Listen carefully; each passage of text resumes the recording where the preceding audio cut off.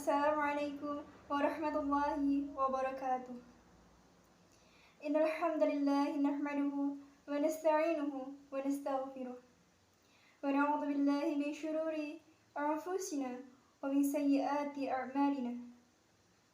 May yahdihillahu fala mudilla lahu wa may yudlil fala hadiya lahu.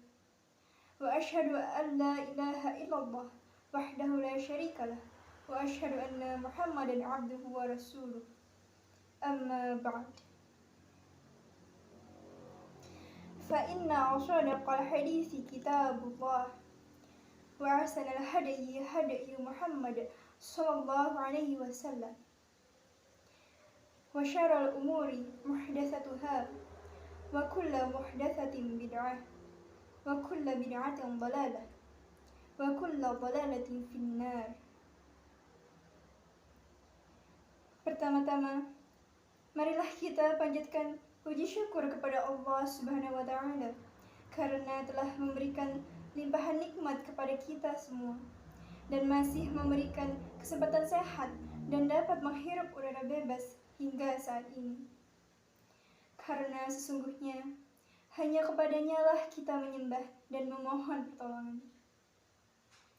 Tak lupa sholawat serta salam kita haturkan kepada junjungan kita Nabi Agung Nabi Muhammad sallallahu alaihi wasallam yang syafaatnya senantiasa kita nantikan di hari akhir kelak. Jamaah rahimakumullah, izinkan saya pada kesempatan kali ini untuk berbagi sedikit pengetahuan. Sebab berbagi bukan berarti menggurui, tapi berbagi ketika nanti ada sebuah kekeliruan, kita bisa saling mengkoreksi dan mengevaluasi bersama. Pada kesempatan yang berbahagia ini, izinkan saya, Nur Hayati, mahasiswi Fakultas Keguruan dan Ilmu Pendidikan, Universitas Ahmad Dahlan Yogyakarta, yang mana akan menyampaikan sebuah tausiah yang semoga bermanfaat bagi saya pribadi dan juga jamaah pada umumnya. Pada kesempatan ini, saya akan berbicara tentang peran strategis pemuda di masa pandemi. Berbicara tentang pemuda, salah satu pepatah Arab mengatakan, Subhanul Yaum Rijalul Ghad, yang artinya, pemuda hari ini adalah pemimpin yang akan datang.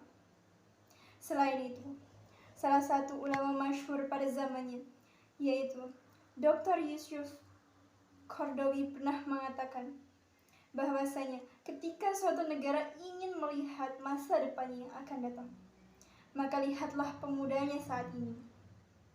Apakah ia berinspirasi? Apakah ia memberikan kontribusi untuk negeri ini? Dikutip juga dari perkataan Khalifah Umar bin Khattab bahwasanya ketika beliau menjumpai masalah-masalah yang besar, maka yang beliau panggil pertama kali adalah pemudanya. Berdasarkan beberapa kutipan tersebut, dapat kita simpulkan bahwa peran pemuda sangatlah strategis, yang mana merupakan tonggak bagi masa depan umat. Sudah sepantasnya kita meyakinkan diri kita untuk selalu mau mensiarkan ajaran Al-Quran dan sunnah-sunnah Nabi Muhammad SAW kepada seluruh manusia di muka bumi ini, supaya tetap berpegang teguh dan berjalan sesuai dengan landasan tersebut, sehingga hidup menjadi lebih terarah dan tidak salah kaprah. Oleh karena itu, bagi para pemuda, marilah kita berkontribusi untuk memajukan negeri tercinta ini, Indonesia.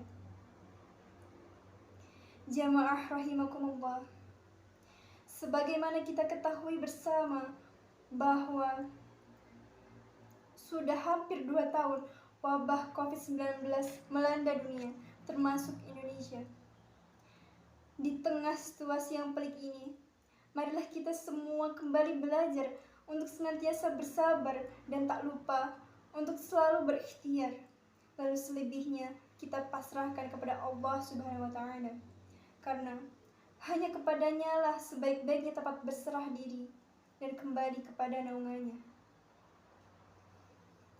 Jamaah rahimakumullah, dengan meningkatnya lagi kasus COVID-19 baru-baru ini, seringkali pasti kita merasa putus asa dalam menghadapi ujian dari Allah ini.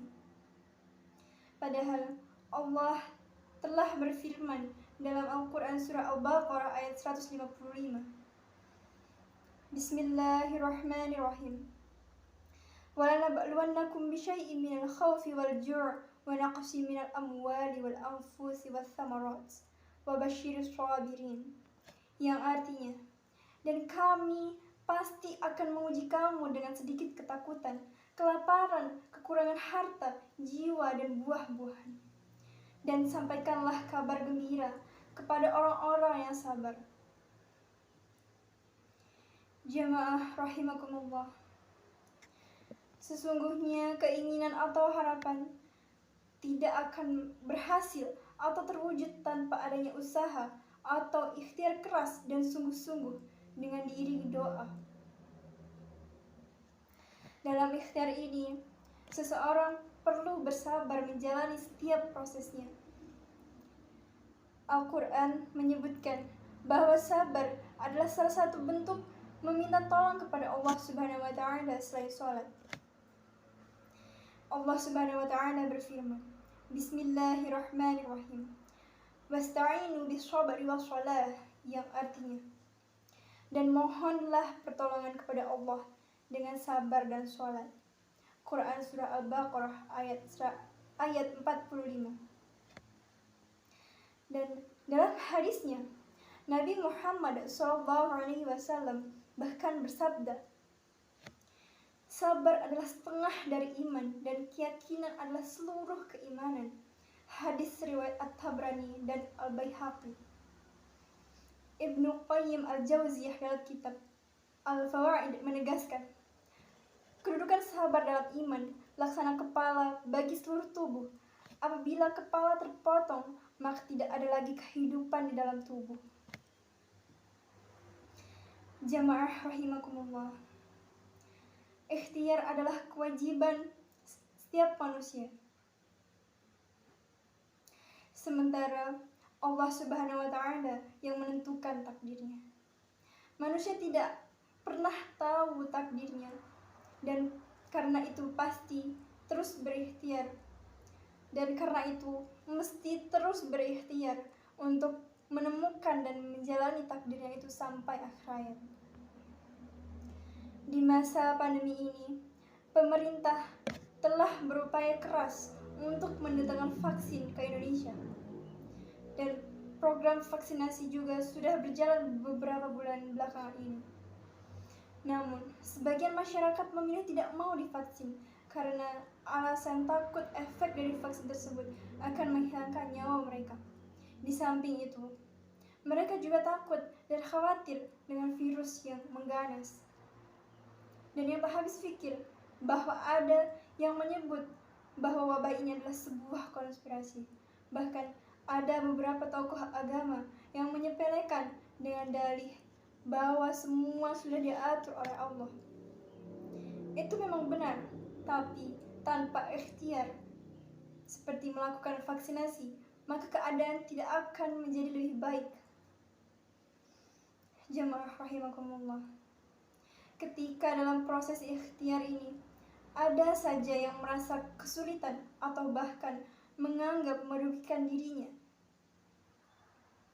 pada hakikatnya itu adalah ujian sementara yang mesti disikapi dengan sabar, menahan diri sejenak untuk memikirkan permasalahan yang dihadapi dengan pikiran dan hati yang jernih, dan mencari kebenaran dari suatu berita. Karena seperti difirmankan oleh Allah Subhanahu wa Ta'ala, Bismillahirrahmanirrahim, Innallaha la yughayyiru ma biqaumin hatta yughayyiru ma bi anfusihim, yang artinya, sesungguhnya Allah tidak akan mengubah keadaan suatu kaum sebelum mereka mengubah keadaan diri mereka sendiri. Quran surah Ar-Ra'd ayat 11. Sabar dalam hal ini Seperti dikatakan Imam Al-Ghazali dalam kitab Ihya Ulumuddin, termasuk bentuk sabar dalam ketaatan kepada Allah. Ikhtiar itu sendiri merupakan bentuk ketaatan kepada Allah. Karena itu adalah kewajiban dari Allah yang dibebankan kepada setiap manusia. Serta mentaati pemimpin juga merupakan kewajiban. Seperti disebutkan dalam sebuah hadis yang artinya, barang siapa yang mentaati aku, sesungguhnya ia telah mentaati Allah. Dan barang siapa yang durhaka kepadaku, sungguh ia telah mendurhakai Allah. Barang siapa yang taat pada pemimpin, sungguh ia telah taat padaku. Dan barang siapa yang durhaka pada pemimpin, sungguh ia telah durhaka padaku. Hadis riwayat Muslim. Jemaah rahimakumullah, seperti yang disebutkan dalam hadis tersebut, bahwa sudah sepantasnya kita menghargai usaha pemerintah untuk menekan angka penyebaran wabah dengan melakukan vaksinasi. Disinilah sebenarnya tugas para pemuda untuk menjadi penggerak dan contoh bagi masyarakat untuk keberlangsungan program tersebut. Para pemuda harus dapat mengubah stigma masyarakat tentang vaksin yang menakutkan dengan memberi bukti fakta yang jelas bahwa dengan vaksin ini merupakan usaha dalam menghadapi pandemi dengan tetap berserah pada Allah Subhanahu wa Ta'ala. Imam Al-Ghazali mengatakan, sabar dalam ketaatan yaitu melaksanakan tugas atau kewajiban dengan ikhlas, tidak menggerutu atau mengeluh saat menghadapi kesulitan di dalamnya. Namun, apabila seseorang berkeluh kesah saat melaksanakannya, maka yang demikian itu belum termasuk sabar, terutama dalam hal beribadah kepada Allah Subhanahu wa Ta'ala. Ibnu Abbas pernah mengatakan, sabar dalam menjalankan kewajiban Allah pahalanya 300 derajat. Jemaah rahimakumullah, semoga kita semua dapat mengambil hikmah dari permasalahan ini dan lebih bijak dalam mengambil informasi supaya tidak terjerumus dalam lembah kesesatan yang tidak hanya merugikan diri sendiri tapi juga orang lain di sekitar kita. Serta untuk para pemuda, marilah kita bangkit untuk menjadikan kondisi di tengah wabah ini menjadi lebih baik dengan melakukan kontribusi nyata untuk masyarakat. Demikian yang dapat saya sampaikan. Apabila ada tutur kata yang kurang berkenan, mohon dimaafkan. Akhirul kalam, wassalamualaikum warahmatullahi wabarakatuh. Vaksin COVID-19 Sinovac telah digunakan di Indonesia, mulai dari Presiden Joko Widodo, Panglima TNI dan Kapolri, hingga influencer. Lalu, bagaimana cara kerja vaksin Sinovac untuk menangkal virus corona di dalam tubuh kita? Sinovac menggunakan metode inactivated untuk mematikan virus COVID-19, sehingga vaksin ini tak mengandung virus hidup atau yang dilemahkan. Para peneliti mulai mengambil sampel virus ini dari pasien COVID-19 di China untuk membuat vaksin Sinovac.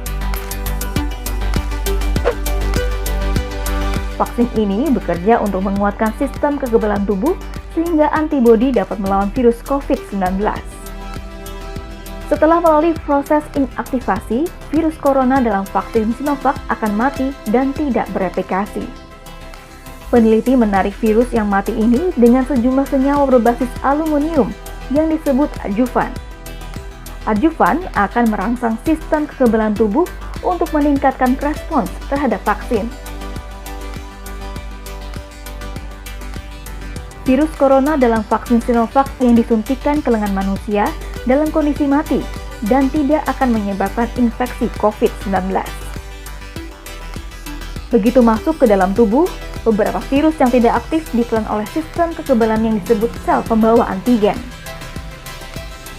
Sel yang membawa antigen ini merobek virus corona dan memunculkan beberapa fragmen. Lalu, Sel T dalam tubuh kita membantu mendeteksi fragmen tersebut. Apabila cocok dengan salah satu protein pada sel T menjadi aktif dan menjadikan sel kekebalan lain untuk merespons vaksin. Sel B sebagai sel kekebalan lain mempunyai protein yang dapat menempel pada virus corona. Sel T membantu mencocokkan fragmen dengan sel B. Jika cocok, sel B akan berkembang biak dan menghasilkan antibodi untuk kekebalan tubuh. Setelah divaksinasi, sistem kekebalan tubuh ini dapat merespons infeksi virus corona yang hidup dalam tubuh kita. Masih banyak masyarakat Indonesia yang takut dan enggan untuk divaksin COVID-19. Padahal, Presiden Jokowi dan Badan Pengawas Obat dan Makanan atau BPOM meyakinkan vaksin COVID-19 Sinovac ini aman. Sekali lagi, ingin saya tegaskan bahwa vaksinasi COVID-19 yang akan digunakan di Indonesia adalah vaksin yang telah diuji melalui penelitian di berbagai negara. Terbukti aman dan tentunya telah mendapatkan rekomendasi nantinya dari BPOM dan juga telah dinyatakan halal oleh MUI kita. Secara keseluruhan menunjukkan vaksin CoronaVac aman dengan kejadian efek samping yang ditimbulkan bersifat ringan hingga sedang, yaitu efek samping lokal berupa nyeri, iritasi, pembengkakan, serta efek samping sistemik berupa nyeri otot, fatigue, dan demam. Nah, sekarang jadi tahu kan bagaimana vaksin COVID-19 Sinovac bekerja? Yuk, sama-sama kita gotong royong menghadapi pandemi corona ini.